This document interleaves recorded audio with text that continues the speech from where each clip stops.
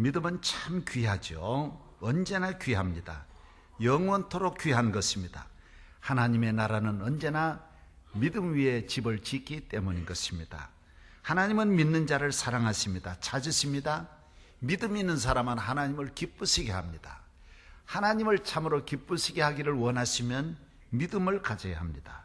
또 하나님은 우리에게 항상 요구하는 것이 한 가지입니다. 믿음인 것입니다.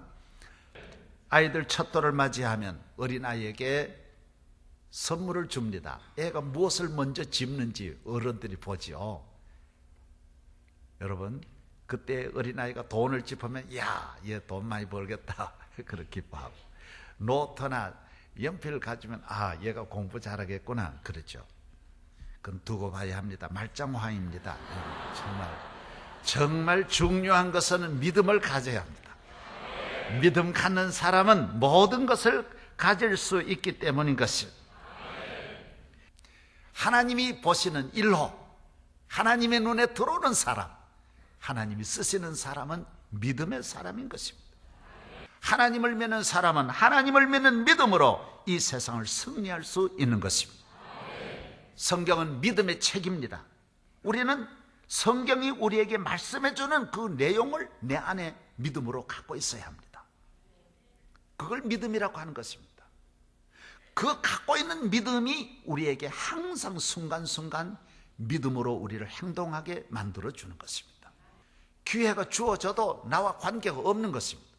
내게 하나님을 믿는 이 10가지가 충분히 채워져 있을 때 10가지가 늘 그때에 맞는 믿음으로 행동하게 만들어주는 것입니다. 제가 10가지를 말씀을 드리고자 합니다. 이것은 여러분 안에 반드시 갖고 있어야 하는, 그래서 이런 사람을 믿음의 사람이라고 하는 것입니다.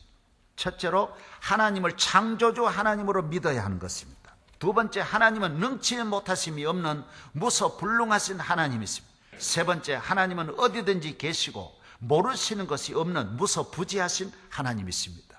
네 번째, 하나님은 영원하십니다. 영원부터 영원까지 있습니다. 다섯 번째, 하나님은 우리를 구원하시는 하나님이시고, 여섯 번째입니다.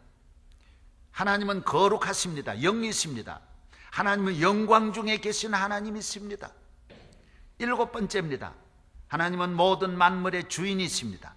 역사를 지배하십니다. 다스리시는 통치자이시며 재판장이십니다. 여덟 번째, 그 하나님은 우리를 항상 도와주시고 사랑하시고 지켜주시고 품어주시고 용서해주시고 이해해주시고 가까이 하시고 우리의 도움이 되신다라는 거예요. 아홉 번째, 하나님은 우리의 예배를 들으시고 예배를 받으시고 기도를 들으시고, 하나님은 영원히 내 편이시며 내 필요한 것을 다 아시고 채워주시는 분이시다라는 것입니다. 마지막 열 번째, 하나님은 우리가 영원히 이 세상을 떠나서 살 수 있는 나라, 천국으로 우리를 인도해 주신다라는 거예요. 로마서 1장 17절에는 복음에는 하나님의 의가 나타나서 믿음으로 믿음에 이르게 하시나니 오직 의인은 믿음으로 살리라. 따라 하십시다. 오직 의인은 믿음으로 살리라. 하나님은 오늘도 여러분에게 믿음이 더해지기를 바라고 믿음으로 살기를 원하고 믿음의 사람이 되기를 원하는 것입니다.